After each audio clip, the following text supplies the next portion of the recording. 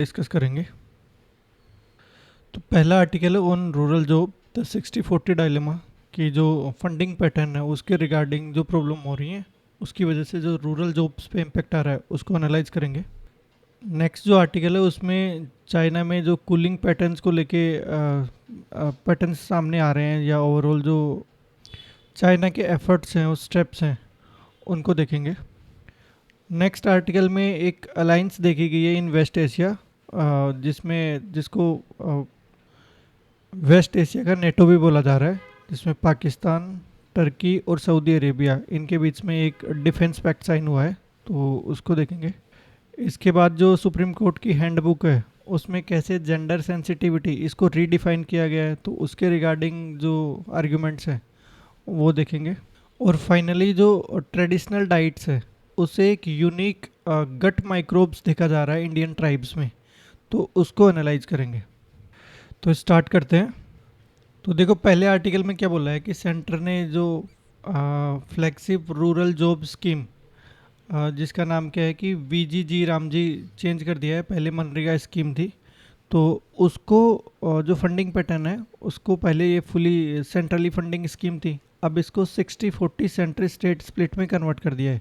हालांकि जो हिमालयन और नॉर्थन स्टेट्स हैं, नॉर्थ ईस्ट वाले स्टेट्स हैं, उनके लिए अभी फंडिंग पैटर्न 90:10 है।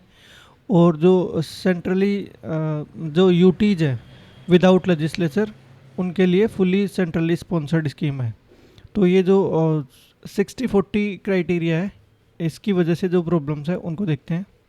तो देखो ये scheme political, social, economic, physical हर डायमेंशन में हेल्प कर रही थी। इवन देखें तो जो रूरल लाइवलीहुड सिक्योरिटी के लिए भी एक इम्पोर्टेंट स्कीम थी और वेज फ्लोर के तौर पे काम कर रही थी, इवन बियॉन्ड जो मिनिमम वेज एक्ट है उससे भी आगे जाके ये एक वेज फ्लोर की तरह काम कर रही थी, तो पुअर्स के लिए काफ़ी हेल्पफुल स्कीम थी। ऐसे में जो अपोजिशन स्टेट्स हैं जैसे कर्नाटका, केरला, तेलंगाना, इन्होंने स्ट्रॉन्गली क्रिटिसाइज़ किया है कि जो सेंटर का ये जो मूव है ये सही नहीं है। इवन तेलंगाना ने बोला है कि ये एक एम्प्लॉयमेंट राइट है। कर्नाटका ने बोला है कि हम लीगल रिकोर्स का यूज़ करेंगे और जो डिसेंट्रलाइज्ड गवर्नेंस है उसको प्रोटेक्ट करेंगे। अब देखो बिल्कुल वोकल अपोजिशन देखे जा रहे हैं, लेकिन डिस्पाइट इसके भी जो ज़्यादातर स्टेट्स हैं उन्होंने अपना 40% शेयर कंट्रीब्यूट करा है। जैसे तमिलनाडु ने 40% कंट्रीब्यूट कर दिया है, ऐसे ही जो कर्नाटका है, तेलंगाना है, झारखंड है, यहाँ भी देखा गया है कि 40% शेयर मैच हुआ है। इवन तमिलनाडु ने तो क्या किया है कि जो 125 डेज की बात करी गई थी वीजीजी रामजी में, उसको बढ़ा के 150 डेज ऑफ एम्प्लॉयमेंट कर दिया है, और इससे उनको लगभग 100 करोड़ की एक्स्ट्रा कॉस्ट भी आ रही है। कुछ स्टेट्स की बात करें तो उन्होंने अंडर फंड भी किया है इसको, अपने शेयर को। जैसे केरला में अभी भी 27% ही है, पंजाब में 27% है, और हिमाचल प्रदेश तो सिर्फ 4% कंट्रीब्यूट किया है। तो जबकि हिमाचल प्रदेश क्या है, हिमालयन स्टेट है, तो उनको 10% कंट्रीब्यूशन करना चाहिए था। तो देखो इस स्कीम ने बिल्कुल रूरल ट्रांस जो इकोनॉमी है उसको ट्रांसफॉर्म किया है, और एक वेज सिक्योरिटी के साथ साथ जो एम्प्लॉयमेंट सिक्योरिटी है वो भी प्रोवाइड करवा रहे हैं। लेकिन ओवरऑल हम क्या देख रहे हैं कि जो 60-40 कॉस्ट शेयरिंग फार्मूला है उसकी वजह से एक डीपर टेंशन देखने को मिल रही है इन सेंटर स्टेट फिजिकल रिलेशंस, तो उसको एड्रेस करने की ज़रूरत है। देखो नेक्स्ट आर्टिकल में जो एनवायरनमेंट की वजह से, जो ग्लोबल हीट वेव्स की वजह से पावर आउटेज देखी जा रही है, तो उसका चाइना पे क्या इम्पेक्ट हो रहा है उसको देखेंगे। तो ग्लोबल हीट वेव्स हो रही हैं उसकी वजह से हर जगह पावर आउटेज देखा जा रहा है, प्राइस स्पाइक देखी जा रही है। लेकिन चाइना में सिमिलर प्रॉब्लम नहीं फेस कर रहे हैं, क्योंकि वहाँ पर जो पावर नेटवर्क है उसको 1949 से बिल्ड किया जा रहा है, जब कुछ भी नहीं हुआ करता था। और उस जो 1949 में यूएस का 1/68 इतना ही पावर आउटपुट जनरेट कर पाता था चाइना, तो वहाँ से इनकी प्रोग्रेस देख सकते हैं कि काफ़ी इवोल्व करा है इन्होंने। तो देखो मई 2026 में देखा गया कि चाइना की जो इंस्टॉल्ड कैपेसिटी है वो कितनी हो गई है, 4 बिलियन किलोवाट, यानी 4000 मेगा गीगावाट। इंडिया की कितनी है, लगभग 500 गीगावाट के आसपास है। तो ओवरऑल क्या हो गए हैं, वर्ल्ड के लार्जेस्ट जो पावर जनरेशन कैपेसिटी इनके पास हो गई है। इवन कंबाइन कर दें US, Europe, India, Japan, Russia, इन सबको कंबाइन कर दें तो भी इनकी उससे सरपास कर जाएगी जो इंस्टॉल्ड कैपेसिटी है। और चाइना ने क्या किया कि जो all 6 core ultra high voltage DC transmission technologies हैं, इनमें भी कमांड कर ली है। और देखो 2015 में क्या किया था, चाइना पहला डेवलपिंग कंट्री बना था जिसने यूनिवर्सल इलेक्ट्रिसिटी एक्सेस इसको अचीव कर लिया था। तो जो दिखा रहा है कि उन्होंने जो रूरल अर्बन डिवाइड है उसको भी ब्रिज कर दिया, और जो इवन रिमोट माउंटेन रीजन्स हैं वहाँ भी इलेक्ट्रिसिटी की रीच पहुँच गई है। तो अब ये जो चाइना की सक्सेस आई है, इसको हम 3 फैक्टर सक्सेस के टर्म्स में देख सकते हैं कि भाई एक तो लॉन्ग टर्म प्लानिंग पे फोकस किया है, ओपननेस पे फोकस किया है और रिफॉर्म्स किए हैं। तो जो लॉन्ग टर्म प्लानिंग है उसमें देखा जाए तो 1980s में इन्होंने होंगसुई रिवर प्रोजेक्ट पे काम किया था, और अभी इनका जो जियांगजांग गुआंगडोंग डीसी लाइन है जो 2029 में बन जाएगा, तो उसकी ही अकेली कैपेसिटी यूके की 2024 के 15% के आसपास है। तो दिखा रहा है कि जो लॉन्ग टर्म पावर प्रोजेक्ट्स हैं उनके ऊपर चाइना बहुत फोकस कर रहा है। ऐसे ही चाइना ने जो कॉम्पिटिटिव इंडस्ट्रीज़ हैं जैसे ईवी, फोटोवोल्टेइक, बैटरीज, इनको ओपन कर दिया ताकि जो ग्लोबल टेक्नोलॉजीज़ हैं उनके साथ कॉम्पीट कर सके। इन और जो रिफॉर्म्स है उसमें पोस्ट डब्ल्यूटीओ एक्सेशन चाइना ने क्या किया है, लगभग 2300 सेंट्रल और 1,90,000 लोकल लॉज है, इनको ग्लोबल लॉज के साथ क्या किया, अलाइन किया है ताकि जो ग्लोबल इन्वेस्टमेंट है वो चाइना में आ सके। तो ये ओवरऑल दिखा रहा है कि जो चाइना के सक्सेस में उनके रिफॉर्म्स का बहुत बड़ा योगदान। तो ओवरऑल हम देखें सोलर पैनल प्राइस है वो भी चाइना में पिछले एक दशक में 80% डिक्रीज कर गए। और जो चाइना अभी भी क्या कर रहा है, 30% ऑफ ग्लोबल ग्रोथ है उसको कंट्रीब्यूट कर रहा है। तो इसने अपने आप को एक मैन्युफैक्चरिंग पावर हाउस और एक्सपोर्टर ऑफ ग्रीन टेक्नोलॉजी के तौर पे पोजीशन किया है। तो ओवरऑल हम क्या बोल सकते हैं कि चाइना 1945 में 1949 में power scarce import dependent economy थी, लेकिन अभी ये वर्ल्ड की लार्जेस्ट इलेक्ट्रिसिटी ग्रिड है। साथ ही यूनिवर्सल एक्सेस इन्होंने अलाउ करा है, और ये सब हो क्यों पाया है, क्योंकि इन्होंने प्लानिंग पे, ओपननेस पे और रिफॉर्म पे फोकस किया है। और आज एक global technology leadership in renewable energy ये बन के उभरे हैं। नेक्स्ट आर्टिकल वो है मेका एग्रीमेंट के रिगार्डिंग। तो अभी क्या देखा जा रहा है कि जो अमेरिकन स्ट्रेटेजिक प्रेजेंस है वो वेस्ट एशिया में धीरे धीरे कम हो रही है। तो ऐसे में सऊदी अरेबिया, पाकिस्तान और टर्की ये एक फॉर्मल ट्राइलेटरल डिफेंस फ्रेमवर्क का पार्ट बने, जिसको मेका एग्रीमेंट बोला गया, अगस्त 2026 में साइन किया गया। तो इसमें कलेक्टिव सिक्योरिटी और कलेक्टिव डिटरेंस इसकी बात की गई है, ताकि जो, क्योंकि ओवरऑल जो रीजनल इंस्टेबिलिटी है उसको काउंटर किया जा सके। अब देखो एग्रीमेंट साइन किस किस के बीच में हुआ है कि जो सऊदी अरेबिया के प्रिंस मोहम्मद बिन सलमान है, और टर्की के प्रेसिडेंट अर्दोगान है, और जो पाकिस्तान के पीएम शहबाज शरीफ हैं, इन्होंने ये साइन किया है। और इसमें क्लोज है कि attack on one would be considered as attack on all 3। तो ये एक नेटो स्टाइल क्लोज है जो पहले वेस्ट एशिया में कभी नहीं देखा गया। तो इससे पहले हमने देखा था कि सितंबर 2025 में Saudi Pakistan strategic mutual defence agreement हुआ था। अब इसमें जो टर्की को भी इन्होंने ऐड कर लिया है, तो इससे बिल्कुल जो स्ट्रेटेजिक डेप्थ भी आएगी और मिलिट्री मसल्स भी ऐड हो गई है। तो इसका अगर हम बैकग्राउंड देखें तो जो गल्फ स्टेट्स हैं उनके ऊपर ईरान मल्टीपल अटैक कर रहा था जब से US Israel Iran war start हुई तब से। तो ऐसे में सऊदी अरेबिया को एक सिक्योरिटी थ्रेट के तौर पे काफ़ी रियलाइज़ हुआ कि जो यूएस की सिक्योरिटी गारंटी है वो अभी उतनी कन्विंसिंग नहीं है, और उसे जो रीजनल पार्टनर्स हैं उनके साथ सिक्योरिटी एग्रीमेंट के साथ जाना चाहिए। अब देखो जो तीनों मेंबर्स हैं उनकी अपनी स्ट्रेंथ है इसमें। जैसे पाकिस्तान क्या है, मुस्लिम वर्ल्ड का ओनली कंट्री है जिसके पास न्यूक्लियर पावर है, लेकिन इकोनॉमिकली फ्रेजाइल कंट्री है। साथ ही जो सऊदी अरेबिया है वहाँ पे एक मतलब रीजनली काफ़ी वास्ट कंट्री है, तो डीप पॉकेट्स हैं, लेकिन जो ईरान और हौदी रिबेलियंस हैं उनसे थ्रेट आते रहते हैं।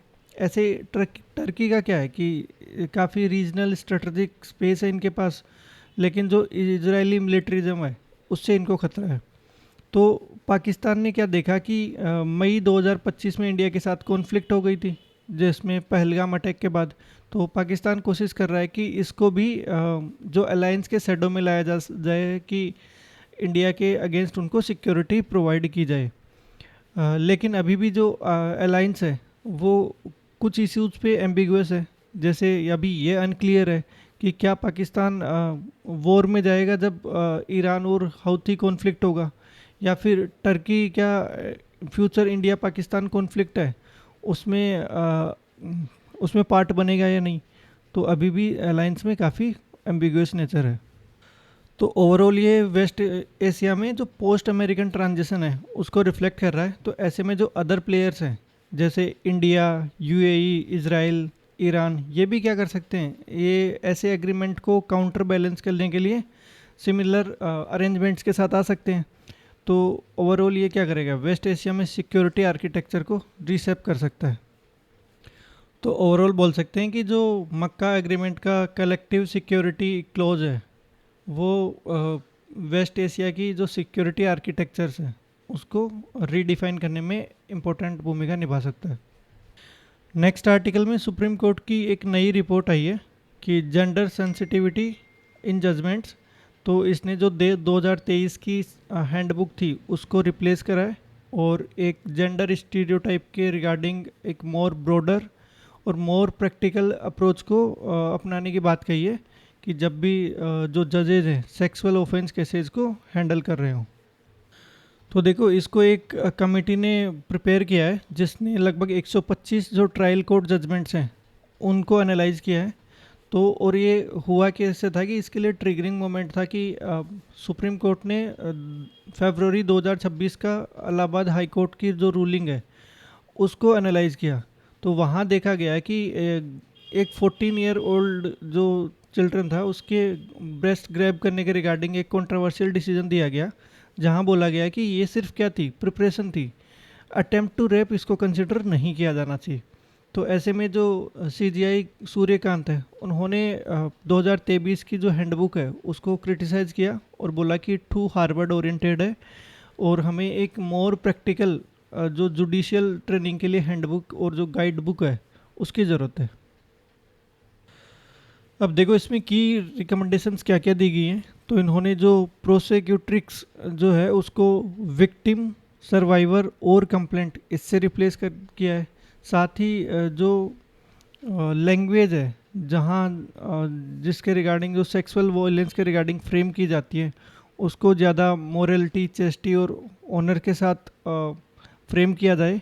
और जो रूइंड हर लाइफ ऐसे जो फ्रेज हैं, एम्बिगुअस फ्रेज हैं, उनको अवॉइड किया जाए। साथ ही इन्होंने बोला है कि जो सेक्सुअल ऑफेंस है उसके ट्रायल्स कैमरा के अंडर ही किया जाए, ये मैंडेटरी हो। ये ऐसा BNSS जो 2023 था रूल्स आए थे उनमें भी बोला गया था। और जो सर्वाइवर्स की आइडेंटिटी है उसके स्ट्रिक्ट प्रोटेक्शन के भी नॉर्म्स दिए गए हैं। साथ ही जो ट्रोमा इन्फॉर्म्ड अप्रोच है उसको भी अडॉप्ट करने की बात की है। और जजेस को बोला गया है कि कोई भी जो एडवर्स कंक्लूजन है वो ड्रा ना किए जाए इन केस डिलेड रिपोर्टिंग हो या एब्सेंस ऑफ इंजरी देखी जाए या फिर जो इनकंसिस्टेंट टेस्टिमोनी हो उस केस में। और रिकमेंड किया है कि प्री ट्रायल काउंसलिंग भी होनी चाहिए। साथ ही जो ग्लोबली रिकॉग्नाइज्ड SOGIESC फ्रेमवर्क है जैसे sexual orientation, gender identity expression and sex characteristic, इसको भी इंक्लूड करने की बात की है ताकि रेस्पेक्टफुल टर्मिनोलॉजीज का यूज़ किया जा सके। तो देखो जो सुप्रीम कोर्ट की 2026 की हैंडबुक है वो 2023 की हैंडबुक से काफ़ी इम्प्रूव्ड वर्जन है और इसमें एक कॉम्प्रिहेंसिव फ्रेमवर्क लाया गया है regarding trauma informed practical court room reforms. और इसका जो रियल इम्पैक्ट है वो एक्चुअल में प्रैक्टिकल जुडिशियल ट्रेनिंग है उसके बाद ही रिफ्लेक्ट होगा। नेक्स्ट आर्टिकल है उसमें एक गट माइक्रोब्स के रिगार्डिंग स्टडी पब्लिश हुई है।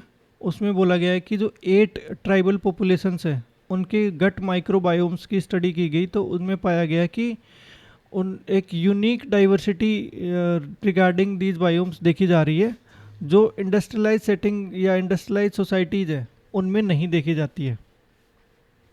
और इसका मेन रीज़न क्या बताया जा रहा है कि जो ट्रेडिशनल डाइट्स है उसकी वजह से ये ऐसा शेप हुआ है।